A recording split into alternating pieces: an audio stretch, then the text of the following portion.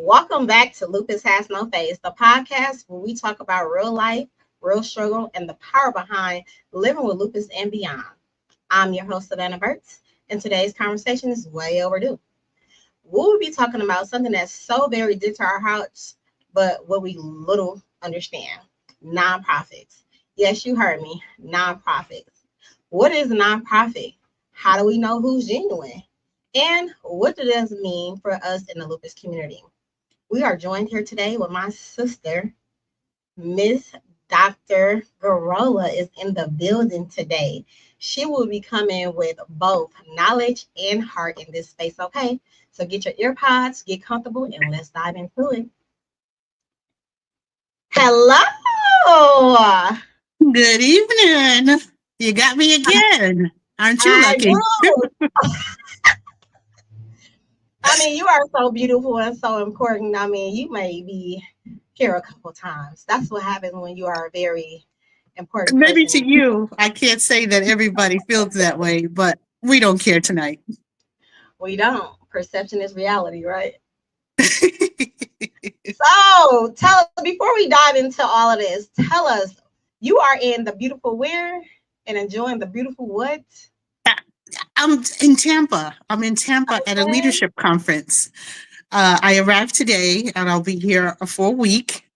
So it will be a lot of work, a lot of classes. I like to learn. I'm a life learner, as they say.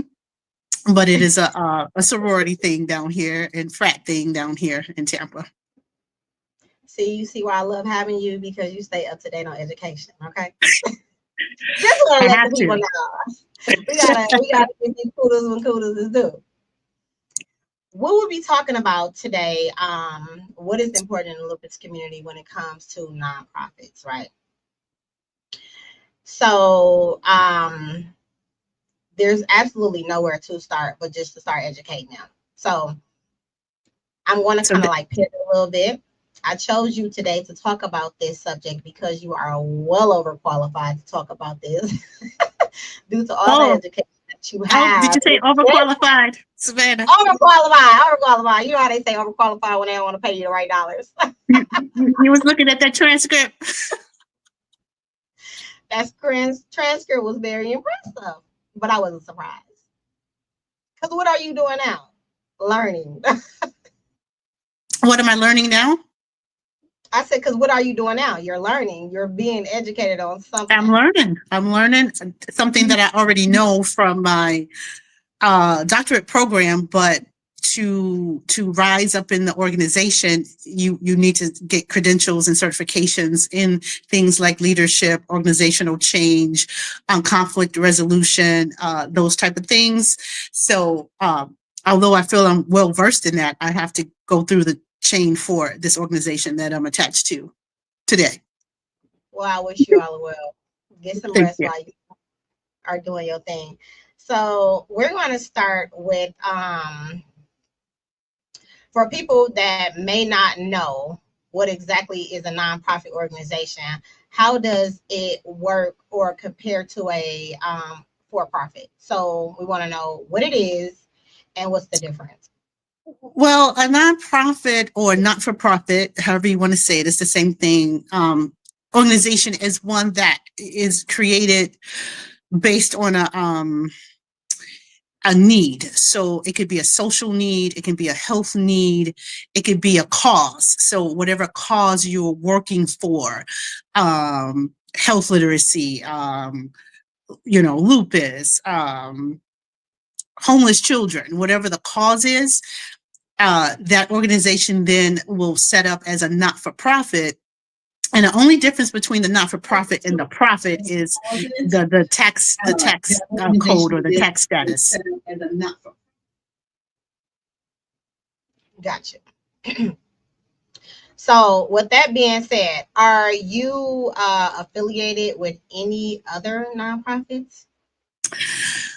A few. I mean, I think, yeah. So let's see. Let's start with Disability Lead in Chicago. I'm affiliated with that nonprofit. That one is geared toward people with disabilities taking on leadership roles and teaching how to use your disability to lead. So that's one. Then we have Lupus Society of Illinois. That is a nonprofit. I would say mid-size nonprofit for lupus awareness and advocacy. And then there is Aspire, which is a nonprofit. That mission is to serve people with disabilities in the community. So more like the older disability community as far as housing and work development and, being transitioned and accepted into the community. And then we have Zeta Phi Beta sorority, which I'm here in Tampa on the leadership conference. And then I think you and I both have been established or familiar with Gamma Pi Rho Lupus sorority. So that's what, about 5 or 6? I stopped counting after 3. Look, I stopped counting after 3. I was just gonna say that the count got done after 3. I'm pretty active in all. I would say just recently I stepped back a little bit from one organization, but for the most part, I'm pretty active. I mean, I think you see me moving around, doing stuff. Oh, for sure, I see you moving around. So that leads me to my next question. In your experience, especially with new organizations, what are some of the most common mistakes nonprofits make? I was really speaking with an attorney about this recently, but it's a wide gamut. It's a wide range. So I'll start from simple and go up complex. I think one simple thing is just doing the wrong paperwork, getting the paperwork incorrectly set up to do a nonprofit.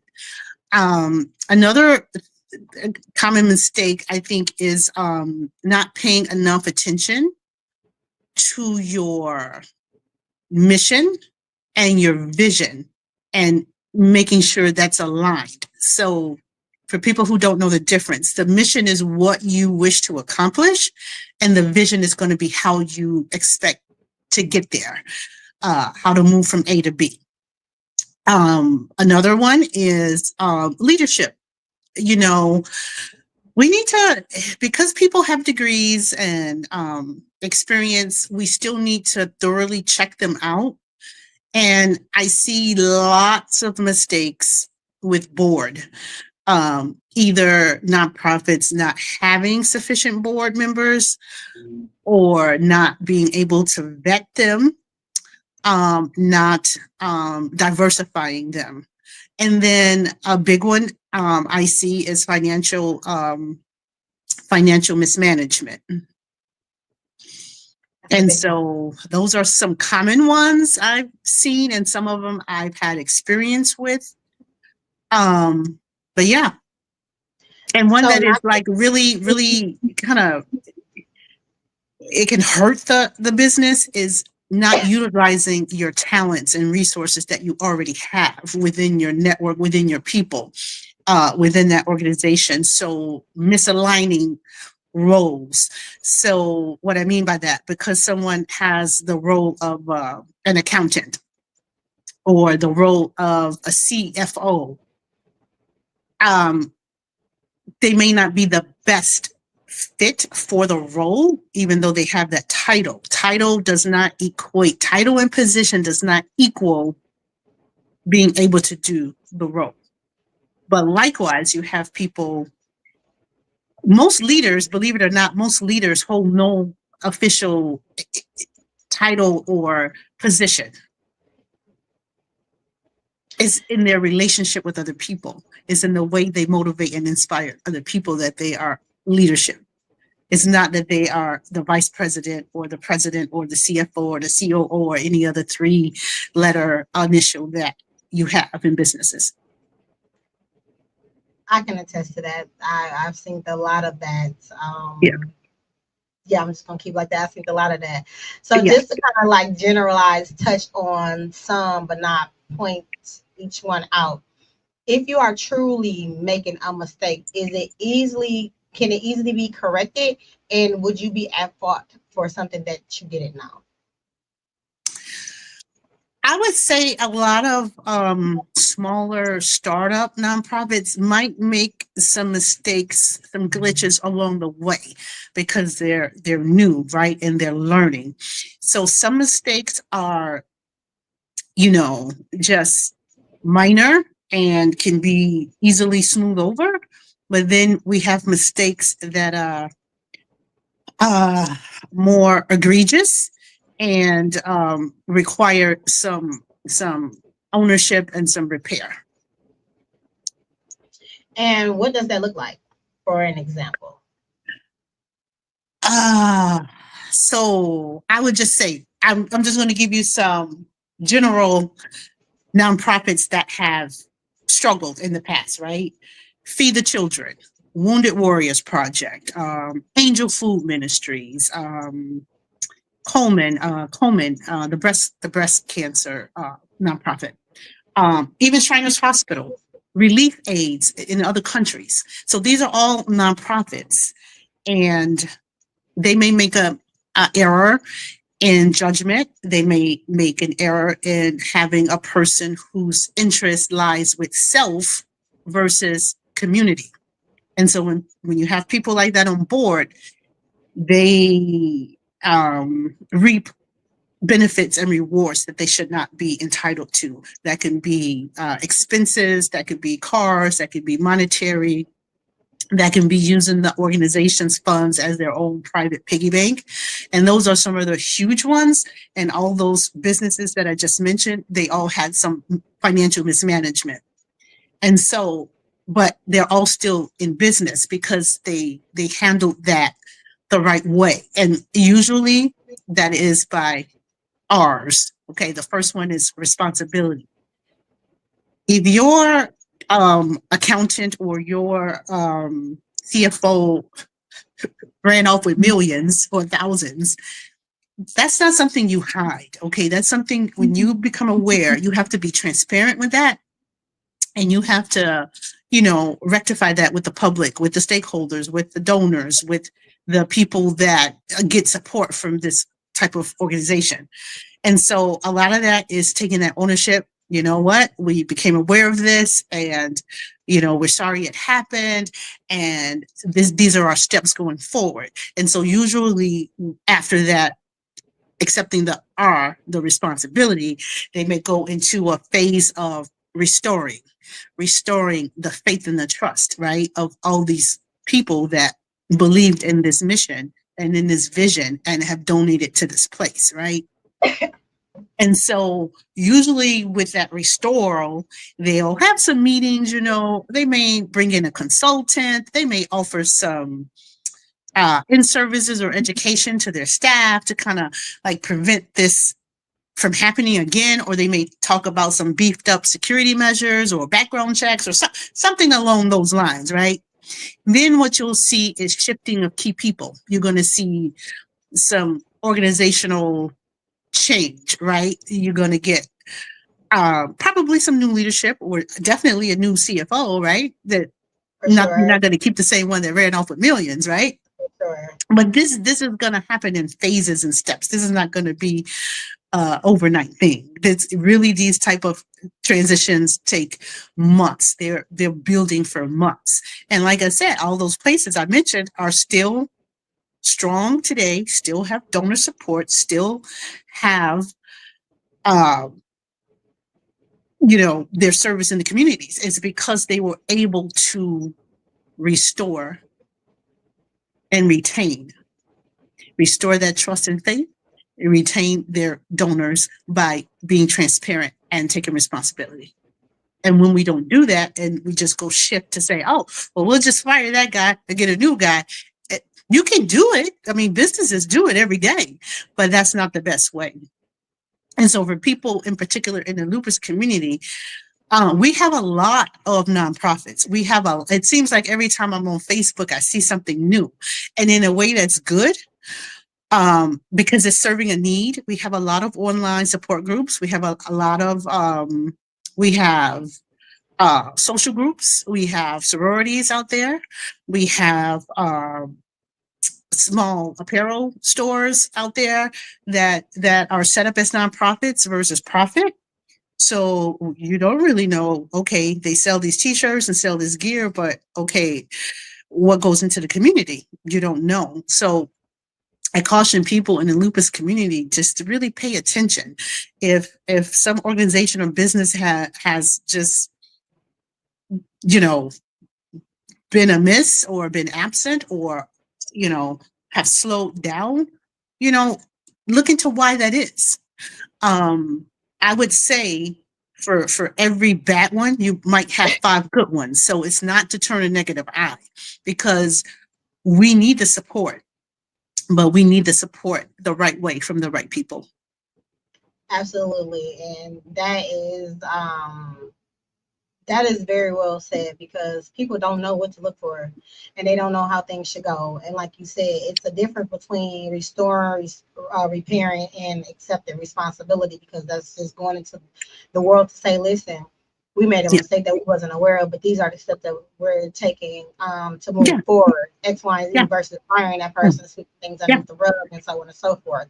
So you are more prone to trust the person that's being open and honest and transparent. Exactly. And mistakes happen, and people can forgive mistakes. However, it's usually when those things that I mentioned have been put in place by that organization. It's very hard. People have so little finances, disposable income and disposable finances, right? Everything is tight.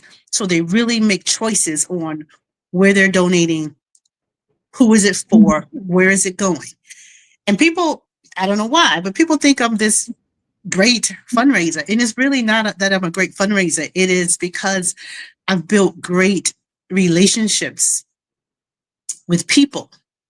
And they might not care one darn thing about lupus, but they know me. And they trust me. So if I say, hey, I'm having a lupus walk, or hey, I'm doing this jazz concert for lupus awareness, they might not really have lupus on their radar to get the extra $20, $30 a month, right? But they know me. And so the true relationship is in the impact that you can make and what they think you will do, and the relationship, the networks. And that's really my core and what I do with, like fundraising or walks or like rallying people behind the cause. Until I can sway them for the cause, sometimes it's just me and the relationship we built, whether it's through business, whether it's through the hospital, whether it's I grew up with you on 33rd Street, or I went to school with your daughter. Well, I didn't grow up on 33rd Street, but I'm just saying. But it's the relationship. And just an example, a couple weeks ago, you was in a room and you heard a couple people say some things, right? About me. It was the relationship. I was just about to bring that up. Like, you just, it's on topic kind of, but you were graduating and you was doing an event to celebrate you. Instead of celebrating you, or celebrate other people by giving them scholarships. So that says right there, that says a lot about your character, period. And that's how people know me. So when I am with an organization, like I mentioned 5 or 6, right, that I'm affiliated with. So when it's something that the way something is being done that I might not feel is right, it may pause me because I know that I got those people you saw that night.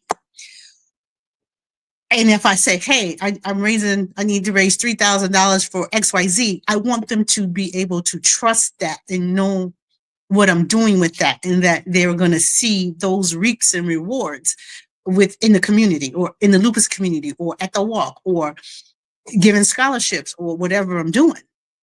So a lot of times when you have a lot of people involved in an organization, it might be some conflicts with personalities, friendships, whatever. But I really just want people who can make decisions based on the business and not on emotion or personal. Sure. Because you don't have to like me personally. It's not about being right. It's about doing what's right. Mm-hmm.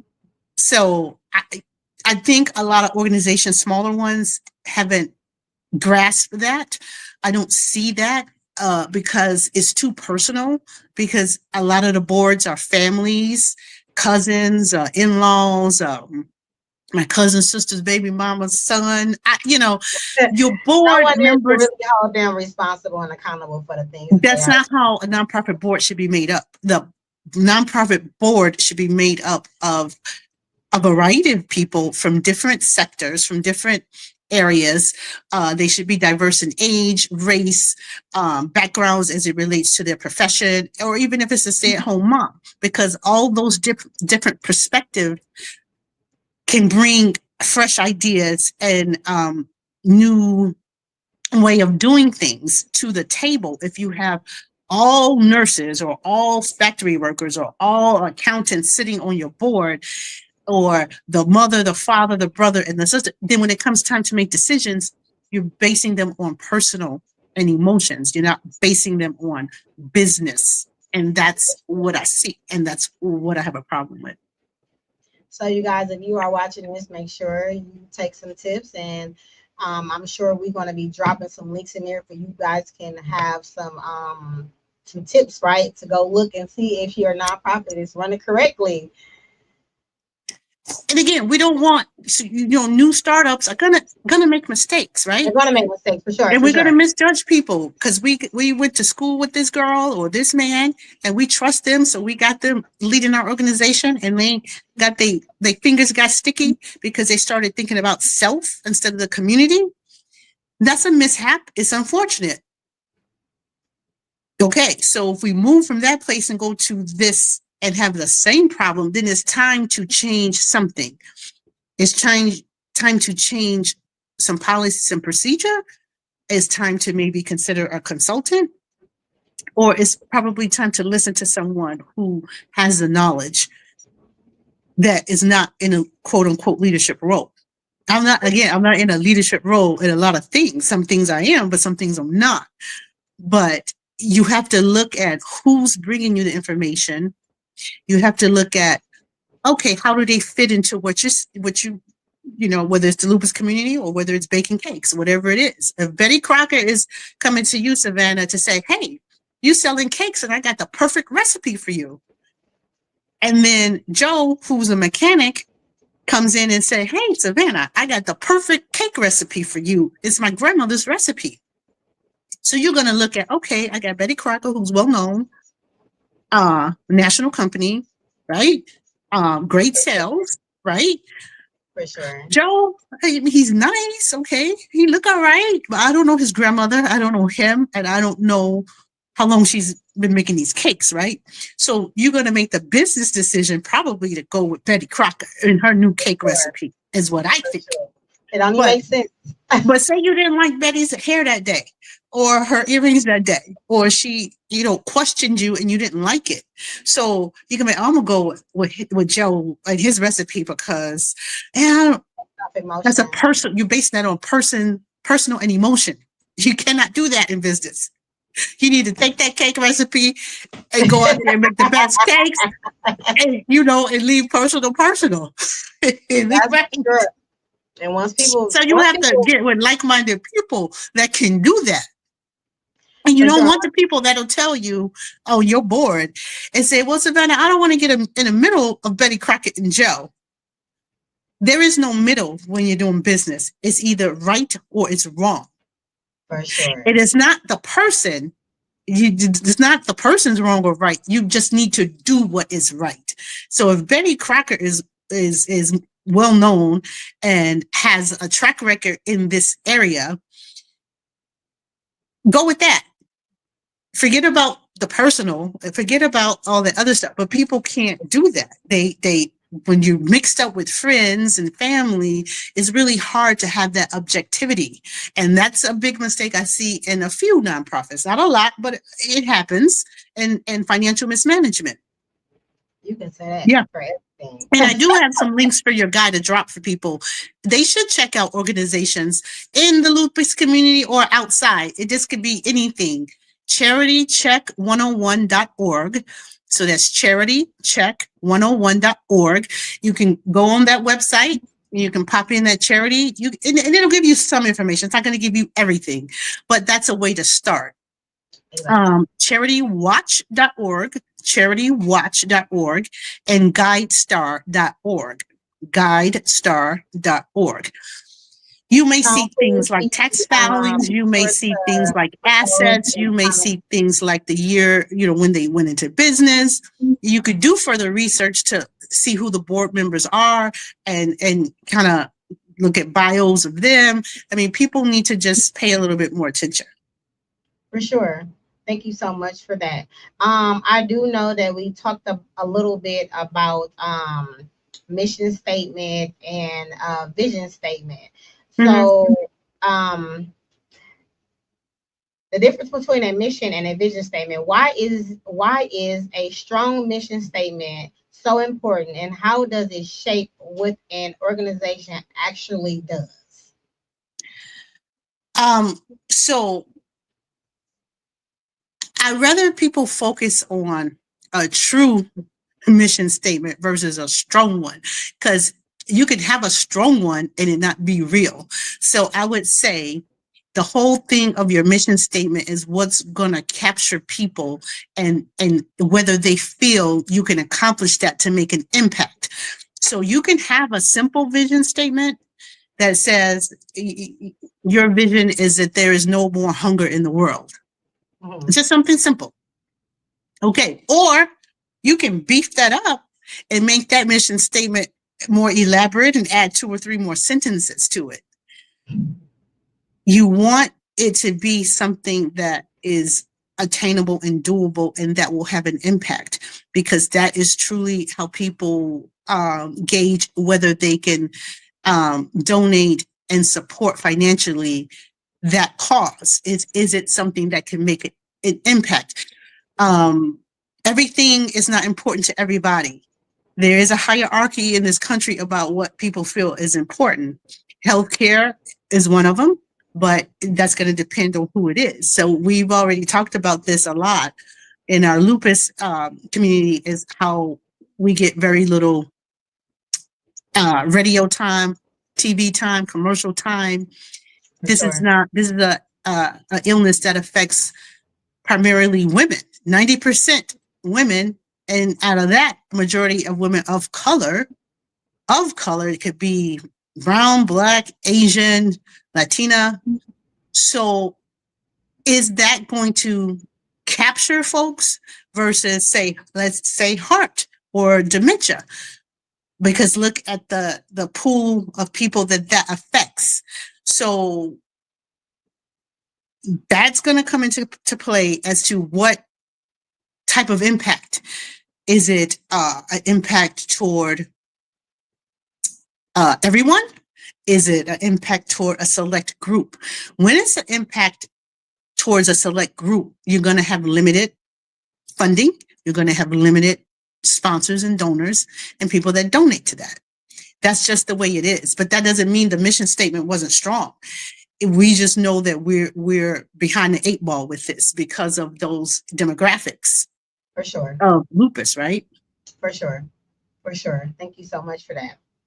We often hear the team due diligence. When it comes to supporting organizations, What does doing your due diligence really mean, and how can the average person do it? Doing your due diligence with these organizations. So again, people know, know names like Red Cross, Salvation Army, Feed the Children, World Hunger. Doing your due diligence means checking out these organizations, checking out their leadership and their structure. Go online and find the information. See who's leading. I mentioned this before. Check board members. See their website. See newspaper articles. Go on Yahoo Finance. Look up nonprofits. See what that business has been doing. See if the monies that are collected, can you see that in the community? Can you see where it's going? Do they have any metrics or numbers for you of where? Now, under $50,000 organizations, you won't see much with that. And if you call and ask them and they don't want to show you anything, I probably wouldn't support that. The bigger ones have it online, and you can see where they're donating to, where they are putting the funds. So that's what doing your due diligence means. It could be a new startup nonprofit. So at that point, you want to go in a hold, wait and see. Maybe send $100, but then wait. Don't send nothing big until you kind of see what they're about. See if the action is matching the words. See if the action is matching the vision statement. So if you have an organization who says they want to do lupus awareness and lupus education, okay, just go to their website and see if they're doing that. Look under their past events and see what's there. I mean, if it's, feed the children or feed the hungry, go on their website, see what impact and what communities have they helped feed. Where have they sent food? Where's the food pantry? Where's the food coming from? Who's supplying it? You want to look at those things. So that's doing your due diligence, because people will get over on us. We're vulnerable. A lot of us, and when I say us, I'm speaking of the lupus community here. And that's men and women. We want to feel a part of something. Some of us have lost friends. You've talked about this lots on your show in different segments about the anxiety, depression, the fatigue, all that still comes to play, that you lose your friends and your connections because you're sick half the time, or in the hospital half the time, or hooked up on dialysis the other half of the time. So when some organization comes along and say, hey, we got a place for you and come over here and we're doing this and we're doing that, you're vulnerable because that's what you need. You want those types of relationships. And those are good relationships to have camaraderie with other people that share your, lupus. That's amazing. But you're vulnerable. So do due diligence and check them out as well. Somebody asked me in the lupus community to tag team with them on something. And I asked about the board, and they told me they didn't have a board yet. I said, but you're a nonprofit. You should have a board. And they said that it's been rough getting, they've had trouble getting board members. So I kind of was like, well, let me just wait. I didn't want to step too deep into that. I can support them, but without going 100% in. You know what I mean? Because I'd rather the structure and the foundation be right. Because when the structure and foundation is not right, you're liable to have problems. And that's when some inside person is going to have sticky fingers or start having a self-interest versus community interest. For sure. Thank you so much for that. So, Dr. G, is your background in nonprofit work, or was this something you were caught into through the life experience? Not work at all. Half of it was surrounding my lupus and getting connected to organizations that are lupus advocacy or awareness type of organizations, nonprofit. The other was one is social, and one is I have a grandson who has special needs, so that prompted um, my work with Aspire. And then my work with Disability Lead, I received like a grant through work to attend this leadership conference, this leadership program. So it was like a year, I think. So I guess you could say one was work and one is social, the other one is personal, and two were related to lupus. So all around. The whole Not a paid, 360. like I'm not a paid, I'm not, a Right. member of any of these organizations. Yeah. Okay, okay. We're going to be moving on to the lupus community specifically. Yeah. Speaking from your experiences, what are some of the biggest concerns or challenges you see with nonprofits that serve the lupus community? I think that's the same that I mentioned a little while ago, Okay, with the setup, with the startup, with the board, with the leadership. I mean, that was a general across the board okay, response, and it fits into the lupus community organizations as well. Um, yeah. Now, okay, I would say more on the middle to smaller level organizations. So LFA is what I would consider a large, Lupus Foundation of America. That's rather very sure. large, okay, in across the country. I'm affiliated with LSI, Lupus Society of Illinois. I consider that medium scale. Um, and by the numbers that they reach and the people that they serve. So with that large and that medium, um, I don't I don't recall any concerns that I've had with those two, Okay, but I don't think there are any issues specific to the lupus community. I think in general with nonprofits, that's across the board, those things that I mentioned before. brilliant. Okay. What type of nonprofits do you typically see in the lupus space? Are they mostly awareness based, research focused, or support driven?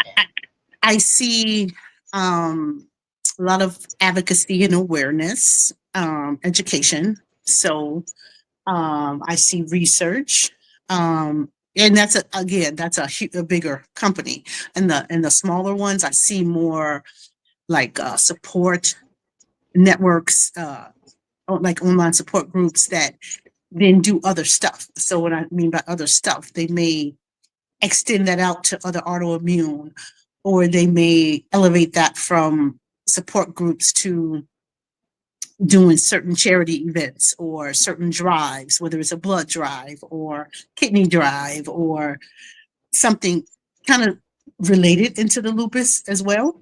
Because we need blood, some people need blood transfusion, need dialysis, need kidney transplants, and the whole bit. So I do see a lot in the smaller organizations that the mission the mission starts out one thing, but they do another or add. So I don't know at that point, do you go back and tweak your mission statement? So that's food So for how do you thought. One. feel about that? So okay, so let's talk about that. So their mission can be one thing, but they're doing their mission and they actually doing other things. So do you think they should add that on to their mission once they figure out that this is something that they want to, you know, dive into? Um, so that could be twofold, because if it is something that enhances the mission and is like falls under a subcategory, then that's good. But if it's something totally different, so I'm gonna give you an example.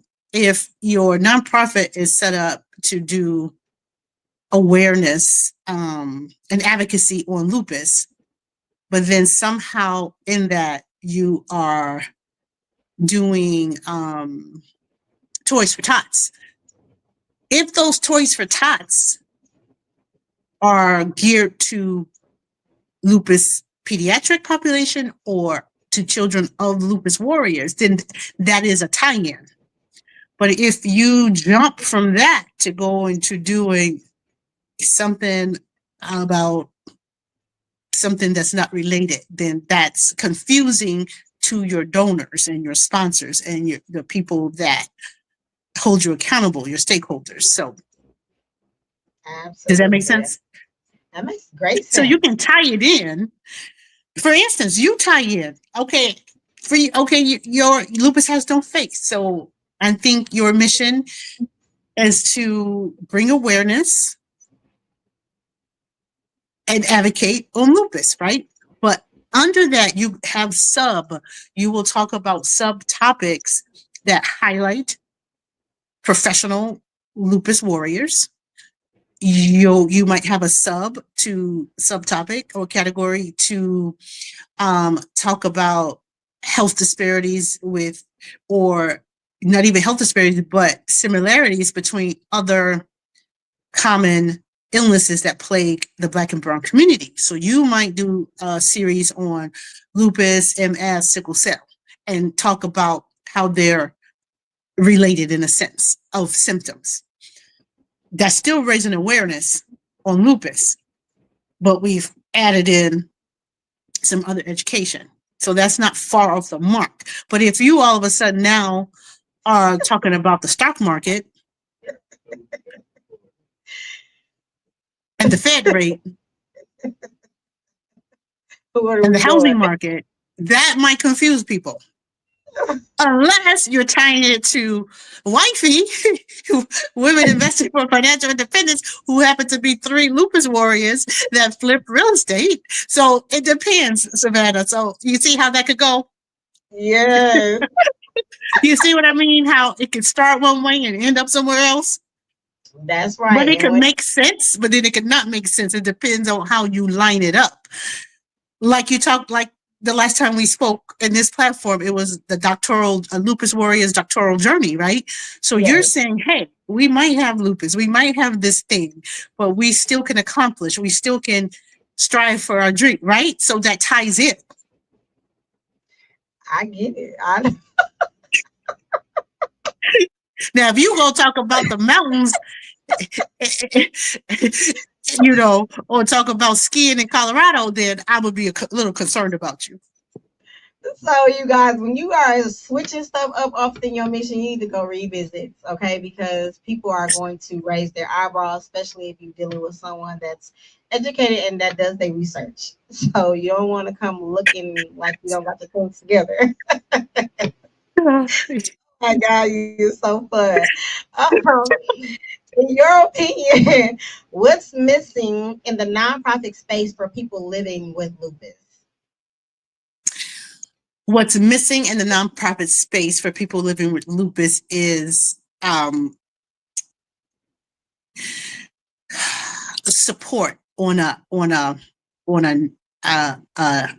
larger scale, and that can go many ways. So I'm going to explain it and break it down just a little bit. You go to a heart walk, and nothing wrong with a heart disease and supporting that. You have several thousand people walking. You go to a lupus walk, you might have a few hundred or 100. It's like, it's hard to get people out. It's hard to get people physical presence. Forget about the dollars and the money that can help do things, right? We want to give scholarships too. We want to fund research too. We want to do these things too. We want to do back to school drives for, there's a whole pediatric lupus population. What's missing is the corporate stepping up to sponsor us. That's missing. Not one commercial ever have I seen about lupus or medication or drug to treat it. That's missing. So we miss that. And I want to say recognition because that's not the right word, but we haven't suffered enough. We haven't died enough. We haven't been impacted enough to reach that scale where I feel like people know what lupus is.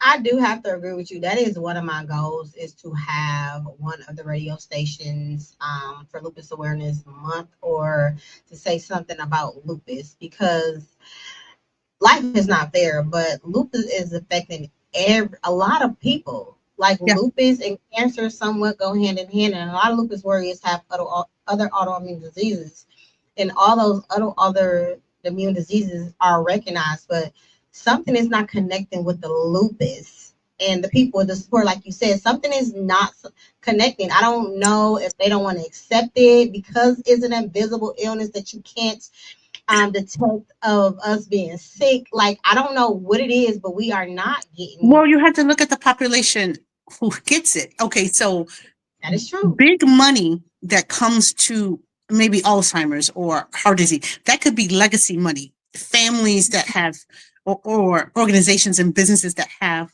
supported these for generations due to the grandmother or the great grandma or the dad's uncle, some familial tie. With us, with the lupus population, we already talked about statistics of how this affects more so in the African American community. So when you look at disposable income to support donations, and sometimes our families, usually the typical African American family is raised on pay your tithes in church. We don't so much hear about supporting this organization or this nonprofit. Not saying that some families don't. I'm just saying that wasn't what I got growing up. I grew into this right here. And I grew into this probably in my mid-20s of giving back, doing certain community things. But if you are not taught it and raised with it, then you get it later. But then by then you might be disabled. You might be on a fixed income. Now you barely paying rent and barely getting your food. So it's not on your brain to say, let me support lupus cause. So the people who are in position to support lupus cause, it's going to have to be the ones in the community, the ones who are still able to work, the ones who are still able to network, the ones who are still able to speak intelligently on it and reach networks and other people. So that's my thinking with it. Yeah, it would be nice to get a star or somebody famous to jump on our campaign and visibly do it. I mean, I know there's a few that do some things here and there. Some, famous people, actresses, actors, singers that do benefit concerts and stuff. So it's some, but that usually is into the LFA, Lupus Foundation of America. And so that usually gets folded into those larger organizations. The mom and pop nonprofits never gets any of that or sees that. So we have And to not do it.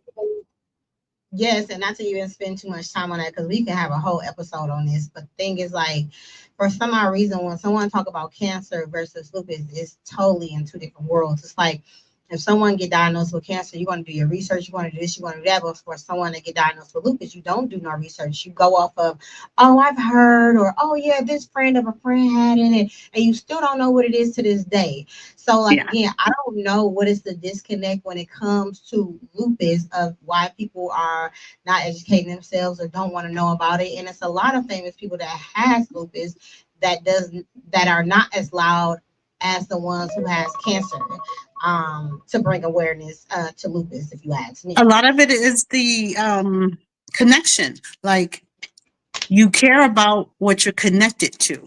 So most donors for larger organizations, they have a connection. Sometimes it's a personal story. They may have had a wife pass away from breast cancer. They could have had, a child with lymphoma that died, so that personal connect sometimes. So remember, with fundraising, it's twofold. One is the impact. So we already talked about the community that lupus strikes. And so is that an impact enough for people to say, oh, let's do something with this? if it's touching mostly in the population of women of color, 10% of men, and there's affects white people as well, but the majority of what's impacted by that is what? Okay, so then you have the impact, and then you have the relationship. So donors and supporters need a relationship, whether that's going to be networking, personal, business. A lot of my networks are business, through work, through other things. And I have I would say a decent sized network. I mean, it could be huger, but I have, but those people, I can't say how many support the cause of lupus, or is it the support of me? And I think I had one person say, it's you, whatever your hand is in, I support because it's you. So they could care less if it's lupus, heart disease, Alzheimer's, needy kids, backpack drive. They don't care. If my name is with it and I go to them, they will help me. But it's not, so that's the relationship piece. The impact piece is they know. I usually send proof of what I'm doing, whether it's like this link for your show. I sent it out to people because I want them to see that I do these things. Oh, you do. I take pictures at the wall because I want them to see where that support is going, right? The For scholarships. Sure. The scholarships, I want them to see that, because We was there. then they know, they don't have to wonder, well, I supported that, but what really happened? I was fortunate with some help of a few people to give 2 young men scholarships. So that's an incredible feeling. But that's not about me. My graduation wasn't about me, Savannah. It was about other people. I made it about other very people. Clear. This has very little to do with me. Thank you so much. The dinner was so wonderful. Like, oh my God, I didn't even need all that food. You definitely did your thing. You're welcome. She definitely did her thing. But too, like, when I started off as my nonprofit, it was a lot of people that I was helping, but that did not want to be in the public. And I struggled with that for a couple of years until I was like, okay, I know how to do it now. Because I'm like, people need to know where this money is going to. They need to see what I am doing, because I will want to see what you're doing with the money that I am giving you. So I learned how to still make it public without putting those people private business in public, if that makes sense. Yeah. Because I've donated, and I sometimes, you have a lot of time on your hands or whatever. You sit back and be like, what is this person doing? I done gave them this and gave them that, and I haven't heard about them, haven't seen anything. Like, what are they doing? And I had a full-blown conversation not too long ago with this particular person, because this person that I was donating to, like, they were pretty expensive. And I just was like, what are they doing with the money? And I haven't seen anything. So I definitely understand what you're saying. And it is on us to take accountability, to do our research and our due diligence, because we are vulnerable and we want to be a part of things because of how we are. So that is true. And I would say for the membership-based organizations that are set up as nonprofit, what's being done should be done on an organizational level, not on an individual level. So if you're involved in an organization and I'm involved in the same organization and we got 30 other people involved in the same organization, our the combined efforts should be organizational, not 2-3 people here. And I know that has that's come up to me, on the sideline. And I've expressed concern about that. So yeah, it's always somebody watching. Just know that it's always somebody watching nonprofits. There's always an eagle eye. And the takeaway here is we must learn from mistakes and make a concerted effort not to repeat the mistakes. And that's going to come only through doing something different. Because when you change nothing, you reap the same thing. For sure. And I just want to thank you too. I have reached out to you numerous different times to ask your opinion or your thought process because I don't have the time to do my due diligence because my time is elsewhere. But I know that you were once aware or once involved to just ask you personal questions. And you brought something up about this one particular organization. And it's like, I never sat back and thought about that. Or you're right. Like, Think about that it. is crazy. You know what I mean? So it's just like, how can you have someone leading you if they are not walking in the same light of the mission or leading you to? And that was right there. That was just an answer to my question. Like, you are absolutely Yeah. right. So with leadership, again, you got to just be mindful that position and title is one thing. True leadership is something totally different.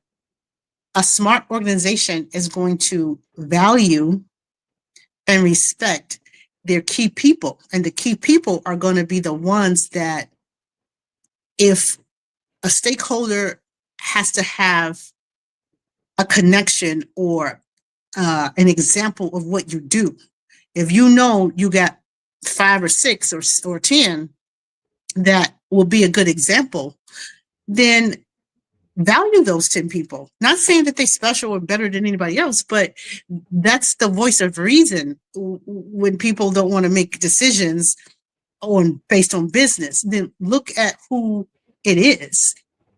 Is she in the lupus community? Does she make sense? Is she knowledgeable? Okay, that is a good idea. Let's try that instead of an automatic, no, we're not going to do that. That cripples a business because you don't have your brightest ideas being pushed and carried forward. Businesses don't grow without different ideas every so often to keep it fresh, to keep it moving, to keep it growing. You get to a point where you're stagnant, okay? And nobody wants to just be standing on the same square. For sure. 5 or 6 years later, you on the same square. And it's mostly because not listening or being receptive to good ideas based on personal instead of basing decisions on the business at hand. I don't know a lot, but you got my business acumen stuff right in your face, right? I sent you the email. Oh, for sure. So I'm not just getting on here just saying some stuff. I've been a part of some of your things. I've seen things you showing up for me. So it's not a question. Like, I can look up one day and just see some stuff, research you, and you'll pop up. But the other person I did not see anything. And I'm like, dang, how can I not have paid attention to that?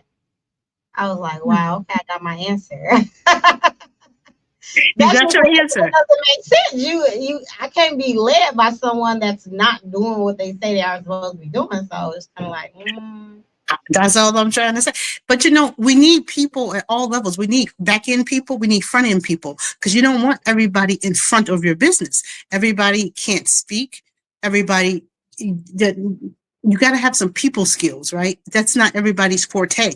So let the people kind of be in the front where you're going to have the chance to encounter other people that can help pull the organization forward or help you when you're trying to have these community events. You want that person to kind of be more in the back and do what they're special at doing, whether that's policy and procedure or, training or whatever it is. But then I'd say key, not the most important, but key people are people who can bring information to you, bring other people to you, and help you grow by helping you expand your networks. Which helps expand your donors and your supporters. Nonprofits need donors and supporters. You cannot be a nonprofit without it, period. That's it. And you got to be able to use your people, the strength. Use the talents where they best fit, not where you think they should fit. And that's where the emotion got to get cut out at. Emotions mean, at the end of the day, that's like the kid you give them the pacifier. That's the emotion. And people want, the tendency is to pacify instead of handle the business at hand. For sure. Woo. I know. Okay. I be saying stuff that just take you there, don't No, I? I don't be want to get off track. So I'm like, we can talk about a whole segment of this because. No, don't be trying to get me on your show for 2 hours. You already prepping that. Talking about, oh, we need another segment, girl. Okay, looking ahead, do you see yourself starting a nonprofit or expanding the work you're already doing? So I'm in the process of setting up a business. It's not a nonprofit though. I am passionate about what I do. So I'm a little stagnant in a sense with my lupus. I do my lupus support group monthly. I got the lupus walk coming up. We got the jazz concert coming up. Lupus walk? When is your lupus walk and when is the Lupus jazz? walk is Naperville Pavilion at the Naperville Riverwalk Pavilion. It's August 9th. That's a Saturday. But Friday night is the Lupus Awareness Jazz Concert. Now, I know it's not May, but lupus warriors can celebrate lupus awareness anytime. And I was busy in May. I was getting busy walking the stage, so I could pull off the concert. But it's coming August 8th. So get your ticket. Get a ticket this year, Savannah. I was at the year before. I know I missed 1 year. I don't know. It was last year or the year before. Girl, you came, but you didn't get no ticket. You got in on your good looks. Okay. Don't be playing. I'm going to donate and get my ticket. We definitely going to put that in there. Y'all definitely don't want to miss it. You do not have to be a lupus warrior, but come support. It means everything. You would definitely have a good time. Oh, yeah. You know that band is tight. Dion Langley and BKS get down. So, man, listen, they had the kids jamming to that. So the kids was jamming to that. And you saw that was the music at the dinner party. Yeah. Bam. Yes. We have to promote us in the lupus community. Nobody is going to just do it. It's unity. There's no competition in anything. You do things different. I do things different. There's no competition. We both lupus warriors. Like, yeah, we do things different because I don't sleep standing up, Savannah. That was private. That's supposed to be private. I can't let you off the hook with that. Y'all have me now, so I don't recall. I'll plead the fifth. You plead the fifth? Okay. We had you though. We had you. Y'all had me. I was there in 2.25 seconds. So. That is so funny. Y'all got not let me down. Okay. But possibly, I never say never. I don't know if I'll start a nonprofit. I am in the midst of setting up a business, a family business. So.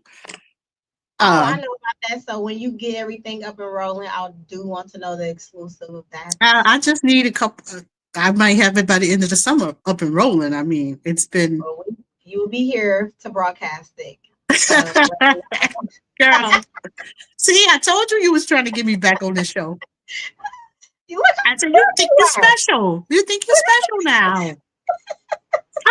I mean, I am the little sister, my friends think we have a good rapport. They say you and her are funny together. Y'all should do more. It's like comedy, but it's fun because you guys make it entertaining.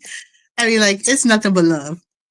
All love. That's what happens when you have genuinely love in the air. Yep. Friends, they know what they see.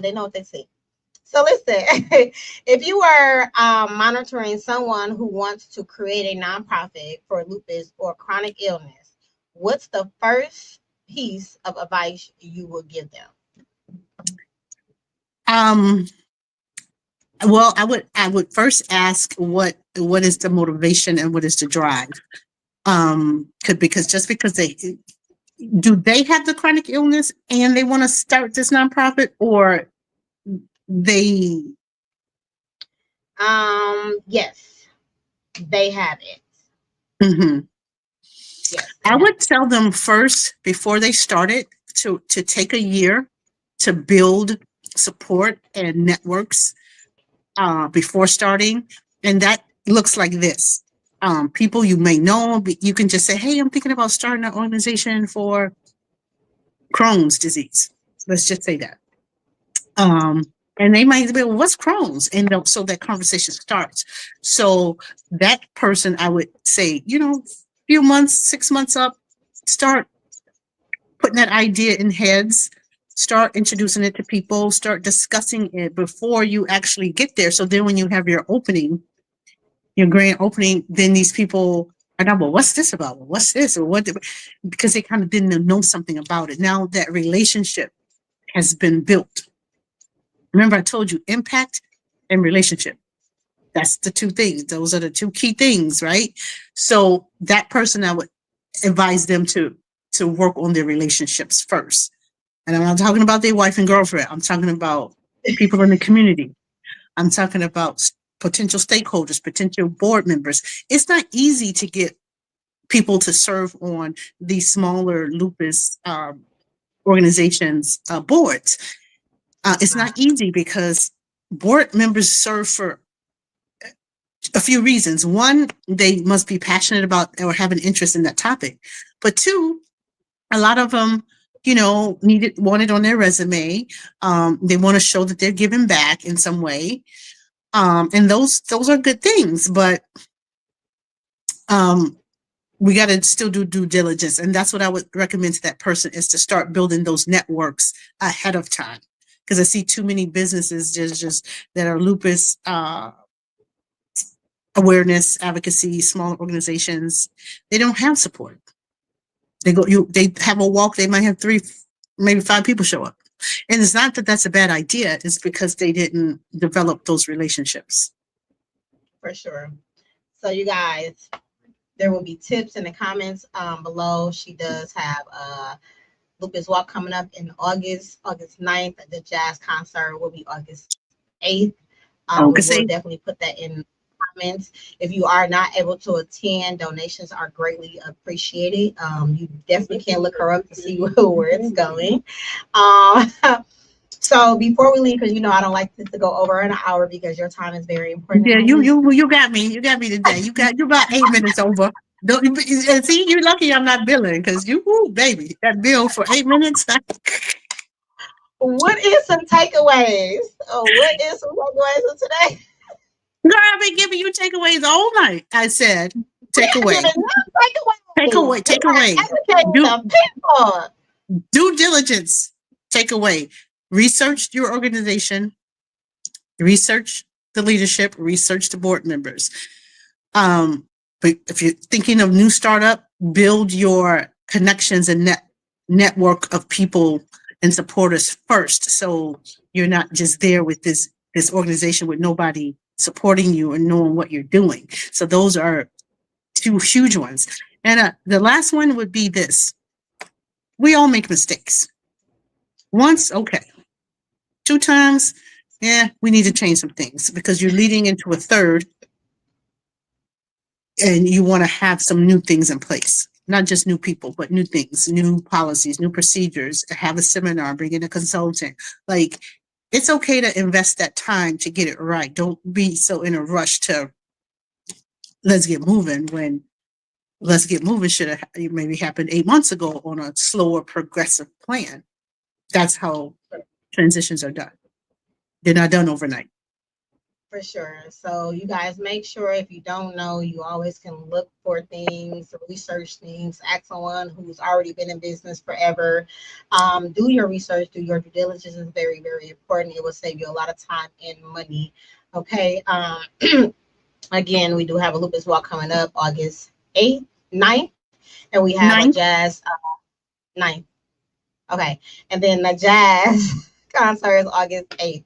It is in Illinois. We will be dropping that in a link, you guys. If you guys are not able to make it, donations are greatly, greatly appreciated. And I thank you so much for coming on. You are like a regular now because you're so knowledgeable. Oh my God. See, you trying it. I feel you.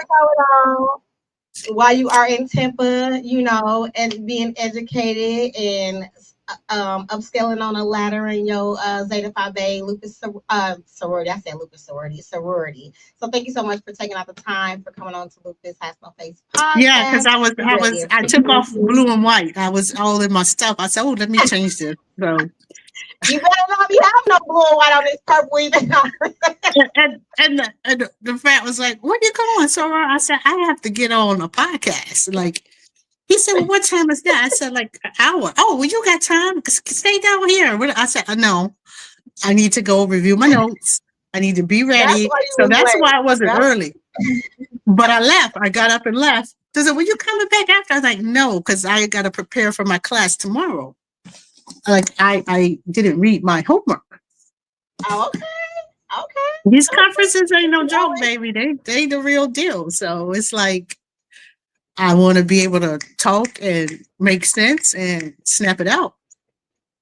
and you always do that with ease. So thank you for all of our listeners that showed up today. Please comment, share, and subscribe. We will respond back. Again, we are You here don't have every to tell me how Wednesday. good the numbers be when I'm on the show because I be Oh, sitting there listening. I got No, some you stuff need to be for you. paying me, girl. No. I'm number 3, okay, in the nation. I gotta show you them numbers, You okay? got to show me your So numbers, baby. I gotta show you these numbers. I'm gonna put them up for you guys. You see how we going at it and we on this show. No, listen, you guys. No, thank you so much for tuning in. Please like, share, subscribe, comment. We will respond. We are here every Wednesday at 6:30 on all platforms. If you missed this today, go on Lupus Has No Face podcast on YouTube to replay. Till next time.